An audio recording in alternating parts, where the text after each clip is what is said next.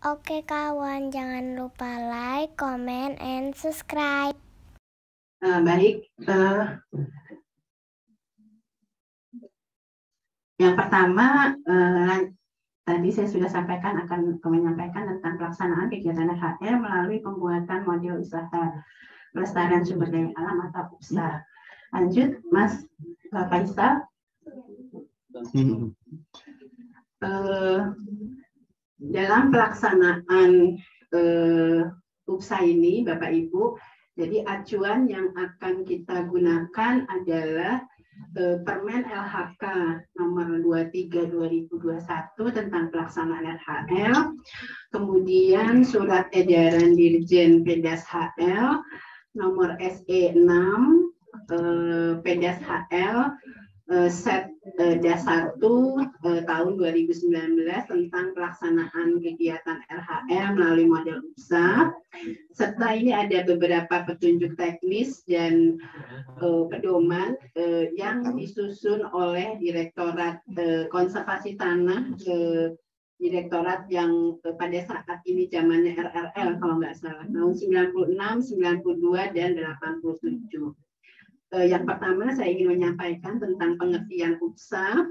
Jadi UPSA adalah usaha tani konservasi pada sebidang lahan kering yang mempunyai potensi untuk pengembangan pertanian, kemudian kehutanan, kemudian peternakan dan perikanan.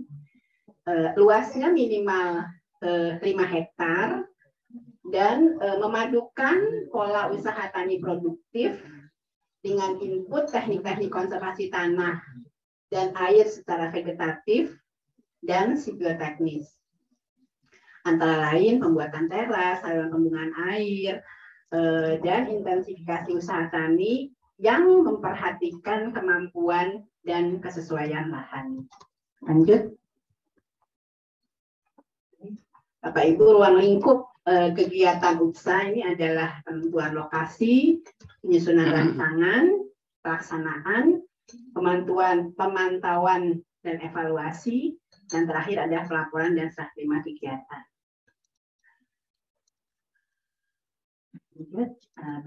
Penentuan lokasi ini, dalam penentuan lokasi kita mempunyai persyaratan dan kriteria lokasi UPSA. Untuk persyaratannya, yang pertama adalah tidak tumpang tindih dengan kegiatan RHL lain, kemudian belum pernah menerima bantuan atau fasilitas kegiatan sejenis. Yang ketiga adalah pernyataan atau surat perjanjian kerjasama bahwa lahan tersebut tidak akan dialihkan atau diubah penggunaannya selama 10 tahun.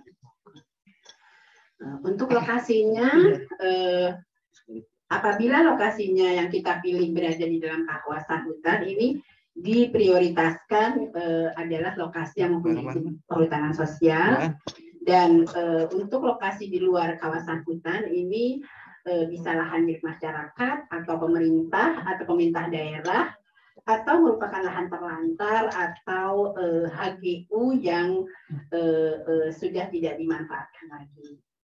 Setelah kita tentukan, kita melakukan verifikasi lapangan atau ground check, dan kemudian kita menentukan lokasi. Nah, ini kemudian selanjutnya adalah penyusunan rancangan. Ini ada fotonya Pak Kuwa ini dan Mas Megah. Lanjut. Dalam penyusunan rancangan, yang pertama adalah pembentukan tim penyusun. Ini dibentuk oleh pelaksana kegiatan, kemudian disesuaikan dengan sumber pembiayaan. Kemudian selanjutnya adalah penyiapan bahan, kemudian analisis dan identifikasi peta. Nah, ini identifikasi peta ini kita yang pertama adalah melakukan desk analisis dulu, kemudian kita lakukan verifikasi peta. Selanjutnya ini yang cukup penting juga, yang cukup krusial, ini adalah identifikasi lokasi, yaitu biofisik, lokasi biofisik, berupa luas lahannya berapa hektar, kemudian topografinya bagaimana, kemudian sifat-sifat tanahnya bagaimana, iklimnya seperti apa, pemanfaatan lahannya apa, produktivitasnya sebelum ini bagaimana, kemudian upaya RRKT yang sudah ada ini seperti apa. Kemudian kita juga mengidentifikasi sosial ekonomi pada lokasi calon UPSA ini, seberapa jauh partisipasi petani peserta UPSA, kemudian kemudahan komunikasi dan pemilikan lahan. Mungkin sebelum pembagian blok ini saya ingin balik lagi Mas Faisal. Nah ini dalam penyusunan rancangan ini tahap analisis dan identifikasi peta dan identifikasi lokasi ini merupakan tahap yang paling krusial menurut kami. Karena di tahap inilah kita akan menentukan rancangan kita mau melakukan apa pada lahan tersebut. Jadi ketika kita sudah melakukan desk analisis, kita sudah mempunyai gambaran lahannya itu seperti apa, dan setelah kita lakukan identifikasi lokasi, bagaimana topografinya, sifat-sifat tanahnya, kemudian iklimnya, kita bisa menentukan, yang tanah miring ini akan kita buat teras, yang lahan yang seperti ini akan kita buat misalnya agroforestry, akan kita buat bangunan konservasi tanah seperti apa. Jadi disinilah tahap yang paling krusial dalam penyusunan rancangan di tahap analisis dan identifikasi peta serta identifikasi lokasi. Lanjut.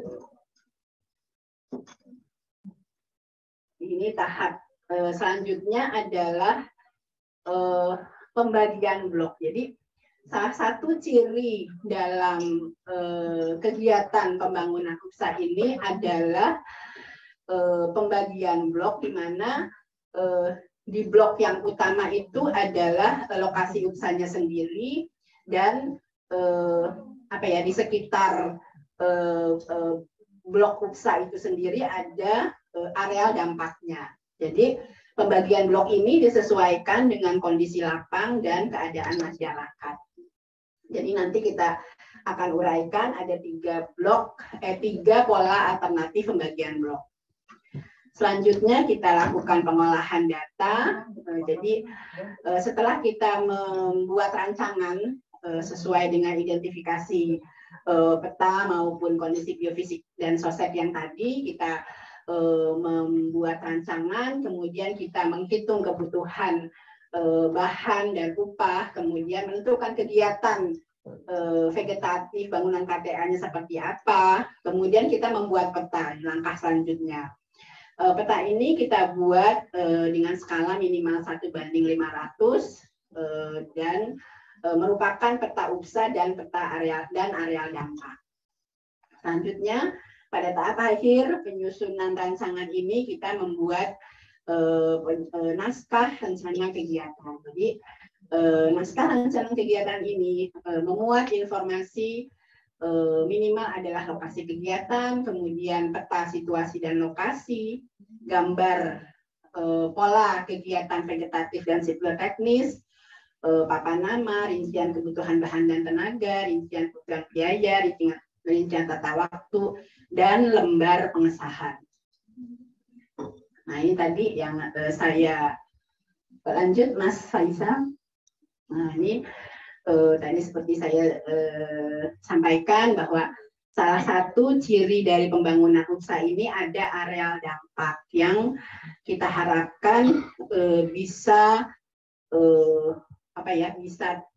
terbangun, terwujud dari lokasi UPSA yang kita bangun. Jadi lokasi areal dampak ini kita harapkan bisa mereplikasi kegiatan-kegiatan yang sudah dilakukan pada lokasi UPSA. Jadi yang pertama ini areal dampak dibagi dalam 4 kelompok yang masing-masing merupakan target dampak tahunan. Jadi ketika kita pertama pada tahun pertama katakanlah kita membangun lokasi UPSA di bagian arsir yang di tengah itu, setahun kemudian misalnya kita menggarap di lokasi area dampak A, kemudian di area dampak tahun selanjutnya di area dampak B atau C atau D, dan ini kita sesuaikan dengan kondisi fisik setempat. Gitu. Lanjut, Mas. Oke, ini yang kedua dulu. Yang kedua ini area dampak dibagi ke dalam 4 blok, dan masing-masing blok dibagi ke dalam subblok lagi. Jadi tahap rehabilitasi lahan dilaksanakan mengikuti pembagian subblok tersebut. Jadi ini bisa seperti ini, yang di A1 dulu, kemudian A2, A3, A4, kemudian bergeser lagi ke B1, B2. Ini area dampaknya pembangunannya seperti ini. Jadi ini lokasi intinya itu yang di bagian tengah yang diarsir, dan di sekelilingnya itu kita harapkan bisa mereplikasi ya menjadi dampak dari pembangunan usaha yang kita bangun. Lanjut, nah ini lanjut Mas ya, di pola alternatif blok, pembagian blok dan area dampak yang ketiga adalah area dampak dibagi ke dalam 4 blok yang mengitari lokasi model. Ini langsung besar-besar seperti ini, jadi A langsung sekeliling, kemudian B-nya juga setelah itu, kemudian C dan D. Ini bentuknya seperti ini. Jadi kita harapkan setelah pembangunan katakanlah UPSA di misalnya di P0 lah, kemudian di P keempatnya, tahun keempatnya itu area dampak yang di D ini sudah bisa merasakan ya, mendapatkan dampak dari pembangunan area UPSA yang di tengah-tengah itu. Nah ini Bapak Ibu lanjut. Ini adalah outline rancangan kegiatan pembuatan model UPSA. Ini mungkin sudah tidak asing lagi ya Bapak Ibu, pendahuluan, kemudian risalah umum seperti rancangannya yang RHL yang lainnya. Lanjut. Nah ini Bapak Ibu pelaksanaan. Nah ini dalam pelaksanaan usaha ini ada 4 tahapan. Ini yang pertama adalah tahapan prakondisi. Ini dilakukan sosialisasi, kemudian penyuluhan dan pendampingan terhadap calon lokasi UPSA yang akan kita bangun. Kemudian tahap yang kedua adalah tahap penanaman. Ini menggunakan jenis tanaman kayu-kayuan atau pohon HBK minimal 400 batang per hektar ditambah dengan tanaman semusim. Kemudian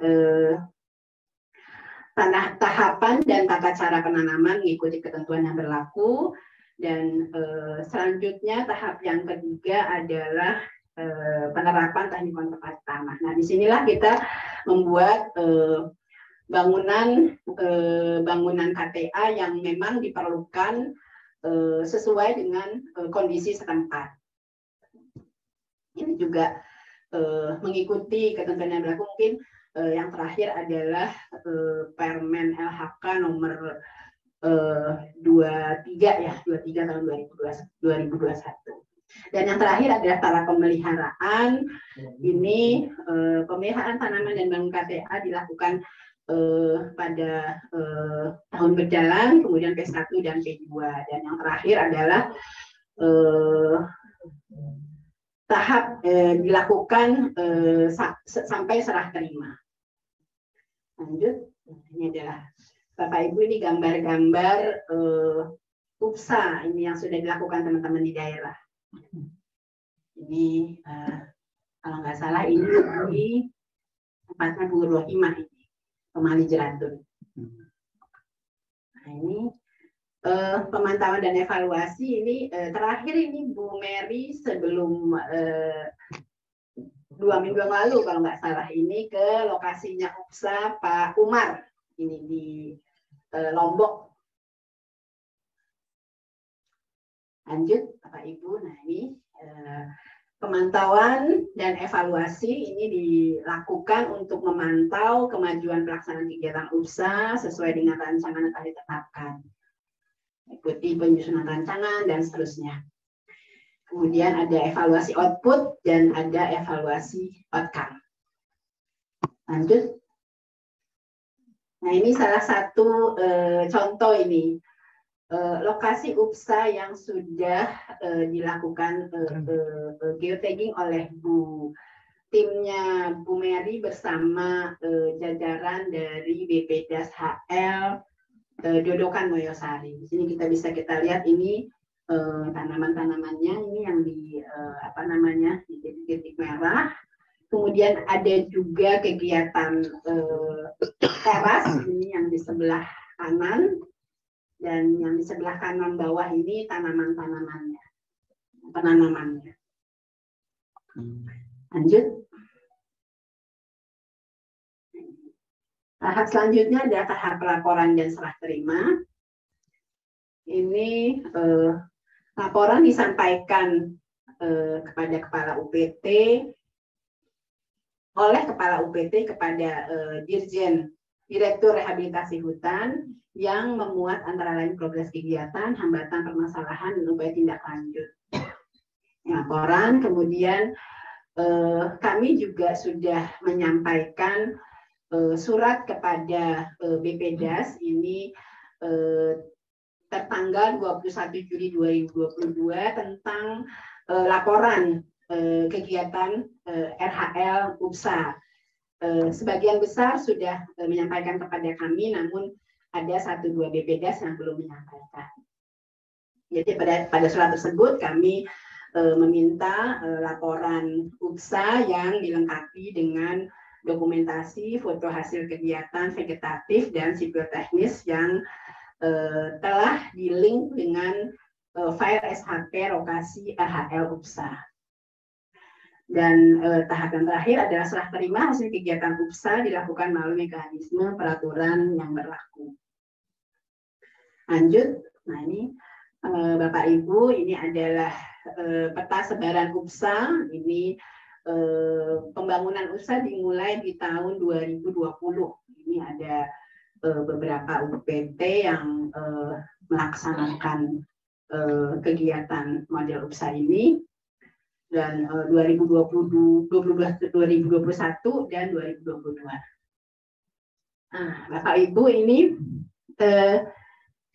tadi kita sudah menjelaskan tentang kegiatan-kegiatan yang akan dilakukan pada lokasi UPSA-nya.